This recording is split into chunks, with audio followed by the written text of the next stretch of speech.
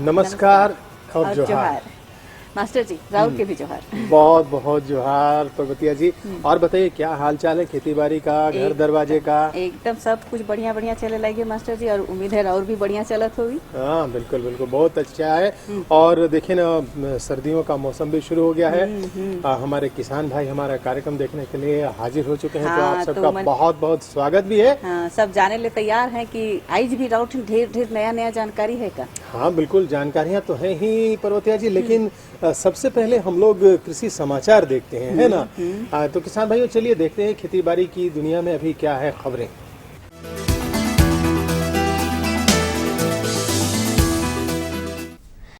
नमस्कार, कृषि समाचार में आपका स्वागत है। मैं हूं दीप्ति रेखा। आइए देखते हैं आज कृषि समाचार में क्या है खास। राज्य में चलाई जा रही है अनुदान द्वारा दुधारू मवेशी वितरण की योजना।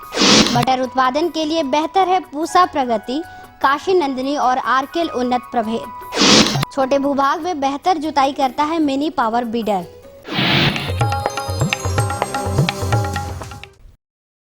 राज्य के पशुपालकों और दुग्ध उत्पादकों या इस व्यवसाय से जुड़े लोगों के लिए राष्ट्रीय कृषि विकास योजना के तहत ग्रामीण क्षेत्रों में अनुदान और बैंक ऋण द्वारा दुधारू मवेशियों के वितरण की योजना चलाई जा रही है। राष्ट्रीय कृषि विकास योजना के द्वारा सरकारी अनुदान और बैंक ऋण पर दुधारू मवेशी वितरण की योजना चलाई जा रही है। इस योजना का लाभ उठाने के इच्छुक किसान, पशुपालक, युवा शिक्षित बेरोजगार अपने जिले के गव्य विकास कार्यालय में आवेदन दे सकते हैं। लाभुक को उनकी योग्यता के अनुसार चयनित कर 2, 5 या उससे अधिक दुधारू मवेशी अनुदानित दर पर योजना द्वारा दिया जाता है। मिट्टी के साथ नमी का संरक्षण अच्छी खेती बाड़ी के लिए बहुत जरूरी है। कुछ बातों पर ध्यान देने के लिए मिट्टी और नमी संरक्षित की जा सकती है, जैसे खरीफ फसल काटने के तुरंत बाद रबी फसल लगाएं। भूमि के हिसाब से फसल का चुनाव करें ताकि मिट्टी में बची नमी से बीज का अंकुरण हो सके। इस नमी को ज्यादा दिन तक सुरक्षित रखने के लिए खेत में पुआल या पत्तियां बिछानी चाहिए। इस तकनीक को मल्चिंग कहते हैं। साथ ही जल छाजन के अनुसार भूमि का वर्गीकरण करने के साथ ही वर्षा जल को तालाब में बांध कर रखना चाहिए। इस पानी से खरीफ फसलों को सुखाड़ से बचाया जा सकता है और रबी फसलों की बुआई के बाद आंशिक सिंचाई की जा सकती है।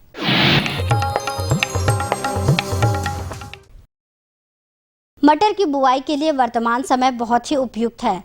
मटर की फसल से बेहतर उत्पादन लेने के लिए कृषक पूसा प्रगति, काशी नंदिनी और आरकेल नामक मटर के उन्नत प्रभेदों की बुआई कर सकते हैं। पूसा प्रगति, काशी नंदिनी और आरकेल ये नाम है मटर के उन्नत प्रभेदों के।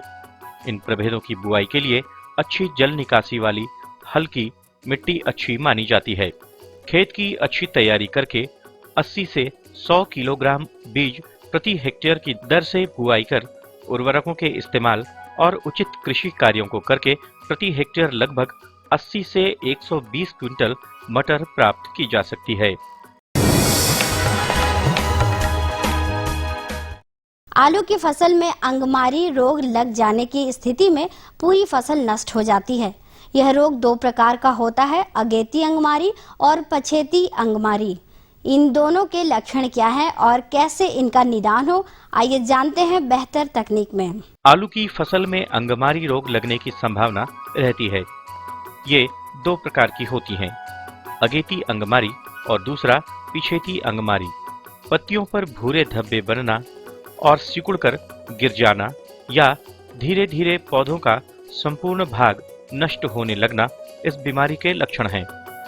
ये रोग फसल पर ना लगे इसके लिए बुआई से पूर्व आलू के बीज को मिटलैक्सिल दवा के 0.15% घोल से उपचारित कर लेना चाहिए। खड़ी फसल पर इस रोग के प्रकोप की स्थिति में रीडोमिल MZ 0.2% का घोल बनाकर फसल पर 2 से 3 छिड़काव करना चाहिए।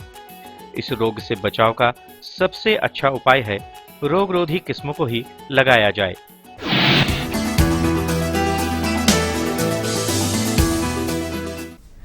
छोटे खेत, बागीचों या कम भूभाग में जुताई करना हो तो इसके लिए बहुत ही उपयोगी कृषि उपकरण है मिनी पावर बीडर। मोटर चालित यह मिनी पावर बीडर बहुत ही कम समय में खेत को बुआई के लिए तैयार कर देता है। इस उपकरण को मिनी पावर बीडर कहते हैं। ये मोटर द्वारा चलने वाला उपकरण होता है। छोटे खेत, बागीचों इत्यादि में जुताई कार्य करने के लिए यह बहुत ही उत्तम उपकरण माना जाता है। मिनी पावर बीडर ट्रॉली नुमा होता है। इसमें 2 चक्के लगे होते हैं और एक हैंडल होता है जिसे पकड़कर आसानी से पूरे खेत में जुताई की जा सकती है।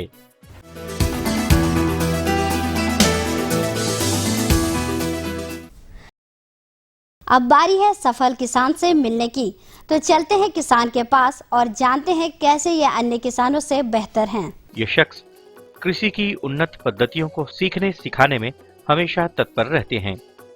नई वैज्ञानिक पद्धतियों द्वारा खेती करने पर इन्होंने अच्छी सफलता पाई, इसलिए अपने क्षेत्र के किसानों को भी इन तकनीकों को सीखने के लिए प्रेरित करते हैं और जो जानकारी इनके पास रहती है वे अन्य किसानों से बांटते भी हैं। मैं अभी बीकॉम पार्ट 1 में हूँ। पढ़ाई के साथ खेती बाड़ी कर रहा हूँ। मुख्यतः अदरक हुआ, आलू, फ्रेंच बीन, मटर। जिनके पास खेती बाड़ी के लिए ज़मीन है वो मेहनत करे तो अच्छी आमदनी हो सकती है और इससे अपने परिवार का भरण पोषण अच्छी तरह से हो सकती है। और अब मंडी भाव में आइए नजर डालते हैं अनाजों के भाव पर। राज्य की प्रमुख मंडियों में दलहनी अनाजों को छोड़कर बाकी खाद्यान्न अपने पिछले सप्ताहों के मूल्यों पर टिकी हैं। दलहनी अनाजों में आंशिक वृद्धि दर्ज की गई है। उधर सब्जी मंडियों में तेजी की स्थिति बनी हुई है। प्याज के साथ साथ आलू और हरी सब्जियों के दाम भी आसमान छूते नजर आ रहे हैं। आज भी के कुछ प्रमुख खाद्यान्नों के भाव पर नजर डालें तो इस प्रकार रही।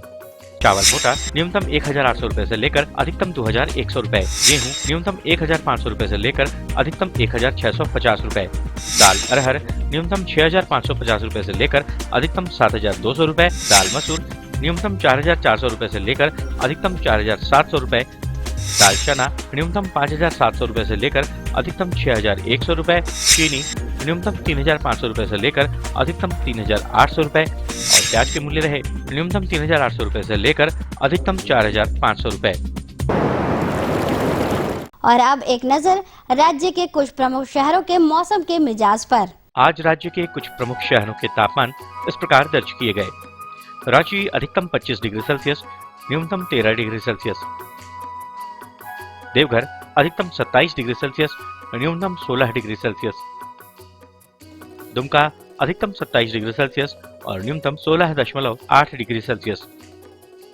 गोड्डा अधिकतम 29 डिग्री सेल्सियस और न्यूनतम 18 डिग्री सेल्सियस।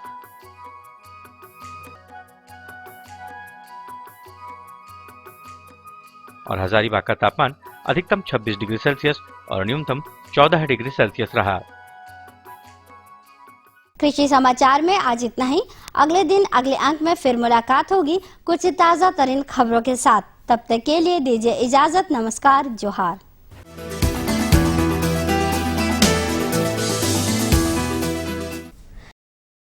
ये लो और बताओ। बस। अरे ये क्या भैया जी, बस इतनी सी रासायनिक खाद? किसानी छोड़ रहे हो क्या? किसानी नहीं, नादानी छोड़ रहे हैं। मिट्टी की जांच कराई है। अब तो लालाजी जितनी जरूरत है उतने ही उर्वरक खेत में डालेंगे। हाँ, किसान भाई आज ही अपने जिले की नजदीकी भूमि परीक्षण प्रयोगशाला में मिट्टी की जांच जरूर करवाएं और मिट्टी में पोषक तत्व, नमी व पौधे के विकास को देखते हुए केवल जरूरत के अनुसार ही पोषक तत्व डालें। और हाँ, मिट्टी में गंधक, जस्ता, बोरोन जैसे सूक्ष्म पोषक तत्वों का पता लगाना भी न भूलें। उर्वरक और जैविक खाद के सही उपयोग से भूमि का उपजाऊपन बनाए रखें, उत्पादकता बढ़ाएं, खर्चा घटाएं और बहुमूल्य विदेशी मुद्रा बचाने में भी सहयोग दें। और हाँ, धीमी गति से नाइट्रोजन उपलब्ध कराने वाले उर्वरकों जैसे नीम लेपित यूरिया को प्राथमिकता दें और यूरिया का पत्तों पर छिड़काव करें। अरे वाह, तू तो सचमुच समझदार हो गया रे। अधिक जानकारी के लिए संपर्क करें जिला कृषि अधिकारी या किसान कॉल सेंटर। विराम के बाद सब देखो मना के एक बार फिर से बहुत बहुत स्वागत है।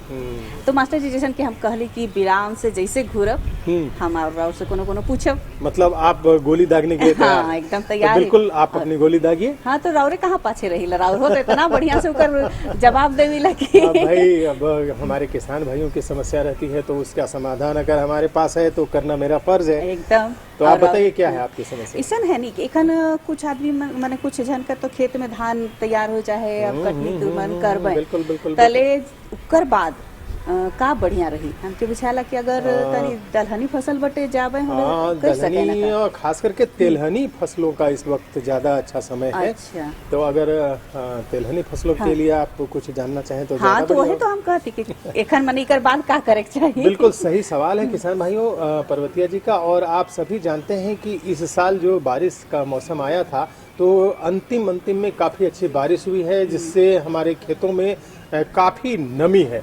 तो इस नमी का लाभ आप सभी को जरूर उठाना चाहिए, क्योंकि जो तिलहनी फसलें हैं, खास करके जब राई आप लगाते हैं या सरगुजा वगैरह लगाते हैं, तो इस प्रकार की तिलहनी फसलें बहुत कम नमी में, बहुत कम पानी में बहुत अच्छी तरह से तैयार हो सकती हैं।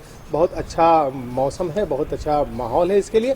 तो चलिए इसकी जानकारी लेते हैं अपने विशेषज्ञ डॉक्टर बीडी शुक्ला से कि आपको इसके लिए खेत की तैयारी कैसे करनी चाहिए, कौन से किस्मों का प्रयोग करना चाहिए और कौन कौन सी सावधानियाँ बरतनी चाहिए। किसान भाइयों नमस्कार, कृषि दर्शन कार्यक्रम में आपका बहुत बहुत स्वागत है। किसान भाइयों, कृषि दर्शन की टीम आज चावल अनुसंधान केंद्र हजारीबाग में है और आज हमारे साथ बातचीत करने के लिए यहीं के वैज्ञानिक डॉक्टर बीडी शुक्ला। ये हमें जानकारी देंगे कि धान कटने के बाद कौन कौन से तिलहनी फसलों का खेती करें, यानी वैज्ञानिक ढंग से खेती करें। आइए सबसे पहले इनका स्वागत करते हैं। डॉक्टर साहब, आपका हमारे कार्यक्रम में बहुत बहुत स्वागत है। धन्यवाद। डॉक्टर साहब, सबसे पहले हमारे किसान भाइयों को बताइए कि जब धान कटता है तो धान कटने के उपरांत हमारे किसान भाई कौन कौन से तिलहनी फसल ले सकते हैं? धान कटने के बाद किसान भाई 3 फसल ले सकते हैं, ये केवल छोटा नागपुर में, क्योंकि ज़्यादा क्षेत्रफल जो है छोटा नागपुर का वो असिंचित है और यहाँ सिंचाई की सुविधा नहीं है। जैसा कि जानते हैं कि पूरे भूखंड का झारखंड का केवल 10%, 8 से 10% ही केवल सिंचित है। तो ऐसी स्थिति में दूसरी फसल कैसे लें और कौन कौन सी लें, ये आप जानें। एक तो सरगुजा है, जिसका कि समय अब ख़त्म हो गया है, अगर आप लगाते भी हैं तो उपज अच्छी नहीं मिलेगी। दूसरी तिलहनी फसल है वो तीसी, जिसको कि आप जो है लगा सकते हैं पैरा क्रॉपिंग में भी। जो है पैरा क्रॉपिंग का मतलब ये हुआ कि धान अगर खड़ा है उस समय भी आप तीसी को लगा सकते हैं। तीसी एक ऐसा तिलहनी फसल है जो कि टाण में भी लगा सकते हैं आप और दोन में भी लगा सकते हैं, और ये इतनी सूखा बर्दाश्त करने की क्षमता इस फसल में बहुत ज़्यादा है। टाण में भी लगाइएगा तो ये आराम से बिना पानी के आप जो है अच्छी तरह से उसको हार्वेस्ट कर सकते हैं तीसी। और एचडी जो है 306 वैरायटी है, 306 जिसको बहुत पुरानी वैरायटी है और ये आसानी से मार्केट में उपलब्ध हो जाएगी। और इससे आपको, जैसा कि आप जानते हैं कि इसका एक और प्रभाव होता है कि अगर इसके तेल को आप अगर उपयोग में लाएं तो ये हृदय की बीमारी के लिए भी काफ़ी कारगर सिद्ध हुआ है, लोगों का कहना है ये।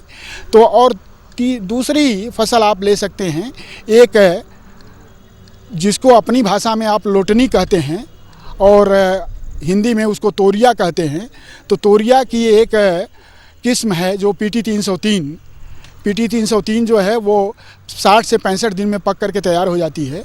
और इस को आप जो है धान कटने के उसी नमी में, धान कटने के बाद आराम से इसको आप या तो सीधी बुआई हल के पीछे भी कर सकते हैं या छींटा भी कर सकते हैं, जिस तरह से आप चाहें इसको कर सकते हैं। तीसरा जो है सरसों है, एक नई किस्म जो अभी इजाद किया है सरसों अनुसंधान केंद्र भरतपुर राजस्थान से, जो हम लोग यहाँ पिछले 3 साल से अपने फार्म में टेस्ट किए और लगा करके किसानों के खेत में भी देखा गया।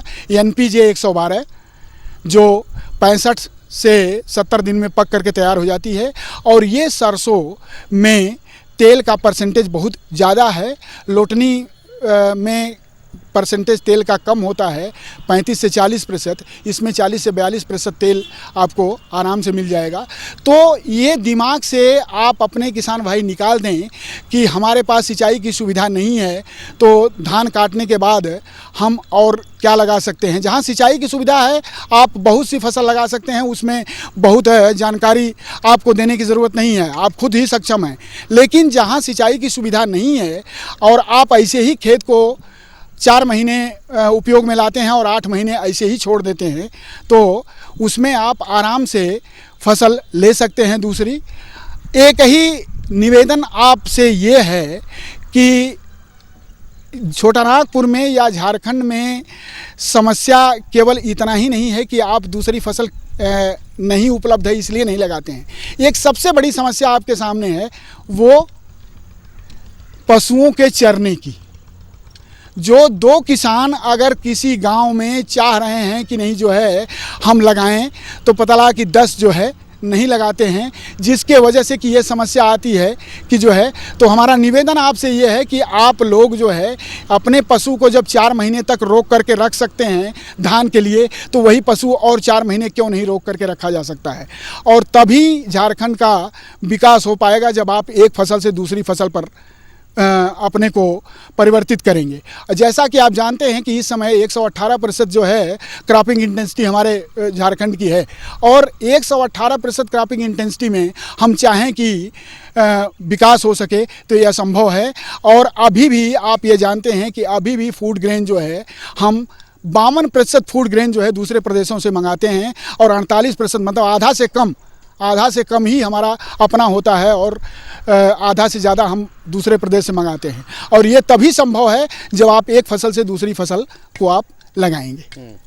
डॉक्टर साहब, ये तो आपने काफ़ी अच्छी जानकारी दी, खासकर तक किसानों के लिए। तो यहाँ आप चर्चा किए कि तीसी के बारे में, और तीसी जो कि आप बताया कि बहुत ही थिरथर फसल है जो कि किसान हमारे आसानी से ले सकते हैं, कम जल का भी उसमें अगर जल प्रयोग हो तब भी उसका ले सकते हैं। तो हमारे किसान भाइयों को बताएं कि तीसी जो कि आप बताया कि उपयोगी भी है हृदय के लिए, तो तीसी की खेती कैसे करें, उस खेत की चुनाव कैसे करें, और वैरायटी जो आपने बताया इसका किस्मों के बारे में भी हमारे किसान भाइयों को जानकारी दें।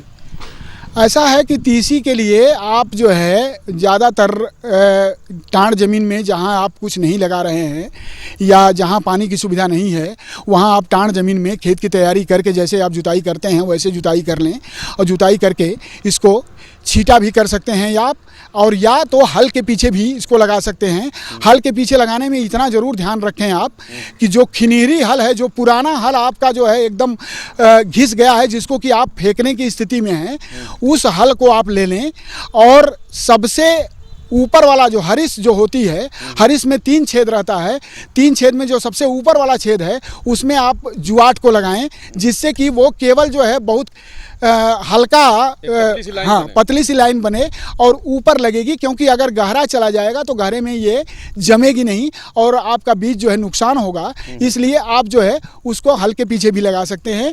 हाँ, एक चीज़ और है कि जहाँ आप जो है दोन में, ये तो टाण का हो गया, दोन में आप एक काम कर सकते हैं कि दोन में धान की फसल खड़ी है और उसमें नमी कम है, तो आप जो है उसको तीसी को छींट दें, और छींटने के बाद वो धान आप काट लीजिएगा और तीसी जम जाएगी, और इसी पानी में जो पानी है, जो नमी है, उसी से आप तीसी की खेती आराम से उसको ये कर सकते हैं। दूसरा ये है कि वो वैरायटी जो सिवानी, जिसको सरसों में भी सिवानी है और इसमें भी तीसी में भी सिवानी है, वो 306 HD 306 उसको कहते हैं, उस वैरायटी को अगर आप प्रिया एग्रीको के यहाँ रांची में और जगह भी उपलब्ध है, वो वैरायटी आप जो है उसको यूज कर सकते हैं और इसके उपयोग में ला करके और अच्छी उपज प्राप्त कर सकते हैं।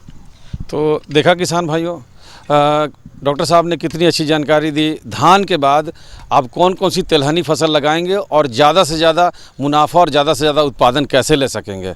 डॉक्टर साहब, आप हमारे कार्यक्रम में आए, इसके लिए आपका बहुत बहुत धन्यवाद। धन्यवाद। अम्मा खाना दे दो ना।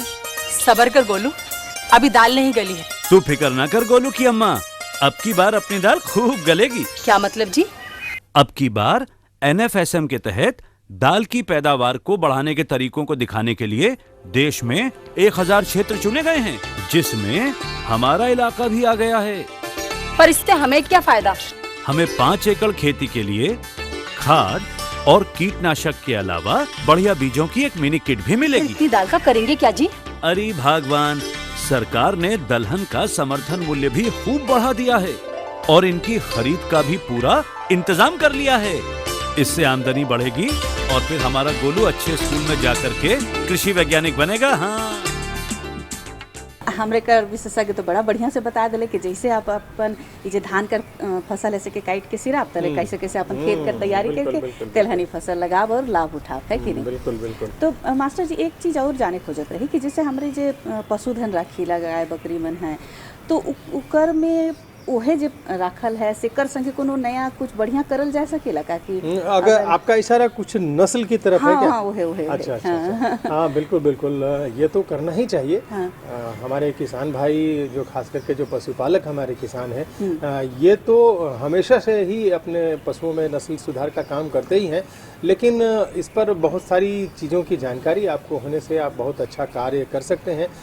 और इसकी ज़रूरत तो खैर है ही। आप समझ रहे हैं कि अगर आपको अधिक से अधिक दूध का उत्पादन चाहिए, अधिक से अधिक मांस चाहिए, तो आपको उन्नत नस्ल की और अच्छे नस्ल की पशुओं का प्रयोग करना चाहिए अपने पशुपालन में। और इसमें आप सुधार भी ला सकते हैं। कैसे ला सकते हैं, क्या आपको इसके लिए करना चाहिए, चलिए इन तमाम बातों की जानकारी लेते हैं अपने विशेषज्ञ डॉक्टर विजय कुमार सिंह से। किसान भाइयों नमस्कार, कृषि दर्शन में आपका बहुत बहुत स्वागत है। किसान भाइयों, कृषि दर्शन की टीम आज मौजूद है जिला पशुपालन पदाधिकारी हजारीबाग में। किसान भाइयों, आज हम यहाँ जानकारी प्राप्त करेंगे पशुपालन में नस्लों में सुधार के बारे में। तो इसी संबंध में जानकारी देने के लिए आज हमारे साथ मौजूद है डॉक्टर विजय कुमार सिंह। डॉक्टर साहब, इस कार्यक्रम में आपका बहुत बहुत स्वागत है। डॉक्टर साहब, हमारे किसान भाइयों को ये बताएं कि पशुपालन में हमारे किसान भाई नस्लों का सुधार कैसे करें? ऐसे भी हमारे पशुपालक भाइयों को अपने जानवरों को नस्ल सुधार करने के लिए सरकार की बहुत सारी योजनाएं चल रही हैं। हमारे किसान भाई इसमें उतने जागरूक नहीं हैं। असल उन लोगों ने पुरानी पद्धति जो गांव में हमारे जो सांड होते हैं उसी के द्वारा वो लोग गर्भाधान कराते हैं, जो कि आज की परिस्थिति में उतनी अच्छी पद्धति यह नहीं है। होता क्या है, बहुत दिनों तक एक ही सार का यूज करने से इनब्रीडिंग की समस्या उत्पन्न हो जाती है। अतः अभी के परिवेश में कृत्रिम गर्भाधान काफ़ी प्रचलित है और हमारे किसान भाई इससे काफ़ी फ़ायदा उठा रहे हैं। अभी हमारे पशुपालन विभाग झारखंड सरकार के द्वारा इस सारी कृत्रिम गर्भाधान की योजना पूरे राज्य में चलाई जा रही है। इसके तहत 410 कृत्रिम गर्भाधान केंद्र पूरे राज्य में कार्य कर रहे हैं और सरकार के तरफ से तरल नाइट्रोजन और स्ट्रॉ की सारे केंद्रों पर पहुंचाई जाती है और हमारे पशुपालक भाइयों से इसके एवज में मात्र 20 रुपये ही लिए जाते हैं ताकि किसानों को फ़ायदा हो सके, जबकि इस प्रक्रिया में सरकार की काफ़ी राशि खर्च होती है। अभी झारखंड सरकार की तरफ से हमारे 3 प्रमंडलों में साइलोपीट का भी निर्माण हो रहा है, जो कि भविष्य में लिक्विड नाइट्रोजन का यहीं पे व्यवस्था करेगा और अपने पूरे प्रमंडलों में उसका वितरण सही तरीके से किया जाएगा। अभी हमारे राज्य में हर एक साल इस नस्ल सुधार के चलते काफ़ी प्रगति हो रही है। नस्ल सुधार से हमारे पशुपालक भाइयों को बहुत सारे फ़ायदे हैं। एक तो होता है कि दूध देने की क्षमता जो दुधारू पशु हैं उनमें काफ़ी बढ़ जाती है और जो मांस उत्पादकता के लिए जो हमारी बकरियां हैं, सूअर हैं, उन लोगों में भी काफ़ी वृद्धि होती है। अतः किसान भाइयों को बहुत कम समय अवधि में ही काफ़ी उत्पादन मिलता है, जिससे उनकी आर्थिक स्थिति काफ़ी अच्छी होती है। ऐसे अभी तो हमारे यहाँ जो हमारी पॉलिसी है इसमें red Sindhi, Sahiwal, cross bread का स्ट्रॉ सारे जगहों पे दिया जाता है और कृत्रिम गर्भाधान जिन क्षेत्रों में नहीं पहुंच पाते हैं हमारे डॉक्टर्स चाहे हमारे कर्मचारी, वहाँ के लिए सरकार सार वितरण योजना भी चलाई हुई है, जिसके द्वारा हमारे गौरैया कर्मा से रेड सिंधी का सार और होटवार फार्म जो भैंसों का फार्म, मुर्रा नस्ल के भैंसों का फार्म है, वहाँ से मुर्रा नस्ल के नर जो सांड हैं उनको पूरे क्षेत्रों में निःशुल्क पहुँचाया जाता है ताकि किसान उससे प्राकृतिक गर्भाधान करा सकें। और हमने देखा है कि विगत 10 वर्षों में किसानों को इससे काफ़ी फ़ायदा हुआ है और उनके भैंस जाति, गौ जाति में काफ़ी अंतर पड़ा है और किसान इससे काफ़ी लाभान्वित हो रहे हैं। जी डॉक्टर साहब, आपने कहा कि गर्भाधान करने के लिए एक ही साँड का प्रयोग किसान भाई करते हैं, तो उससे हमारे किसान भाई को क्या नुकसान होता है? होता क्या है, जब एक साँड का आप उपयोग करते हैं तो नेचुरल है कि उसका जब बच्चा होगा तो उसके जो माता पिता दोनों होंगे एक ही हो जाते हैं। अतः इसमें इनब्रीडिंग की समस्या काफ़ी होती है। आप देखते ही होंगे कि ऐसे मनुष्यों में ऐसा देखा जाता है कि उनकी भी शादी ब्याह अगल बगल गांव में नहीं होती है। अतः इस कारण से हम लोग इनब्रीडिंग को रोकने के लिए कृत्रिम गर्भाधान का सहारा लेते हैं। और जिन किसान भाइयों के यहाँ पुराने साँड हैं तो हम लोग हमेशा उन लोगों को यही सलाह देते हैं, या तो साँड को आप बधिया करवा लें, चाहे उसको दूसरे क्षेत्रों में वहाँ से हटा दें, ताकि इनब्रीडिंग की समस्या आपकी ख़त्म हो जाएगी और आपके जो बच्चे होंगे, दूध की जो उत्पादकता होगी उन लोगों में काफ़ी वृद्धि होगी। और सारे जगहों पर ऐसा देखा जा रहा है। इसमें मैं एक उदाहरण देना चाहूँगा। हमारा एक ब्लॉक यहाँ पर इचाक है, वहाँ पर बकरियों की काफ़ी संख्या है और हमारे फार्म चतरा से उन लोगों को 6 बीटल का बकरा दिया गया है जो विगत साल भर से वहाँ पे है और उसके नस्ल में काफ़ी सुधार हुआ है और वहाँ के किसान काफ़ी इससे खुशहाल लाभ ले रहे हैं और काफ़ी आज वो खुशहाल भी हैं इससे। डॉक्टर साहब, हमारे किसान भाइयों को आप ये बताएं कि पशुओं में बांझपन की बहुत सी समस्या है, तो इससे कैसे हमारे किसान भाई निजात पाएँ? अभी देखा जाता है कि हमारी जो झारखंड राज्य है, यहाँ पे कृषि का उतना उत्पादन होता नहीं है, जिसके चलते हरा चारे की काफ़ी कमी है।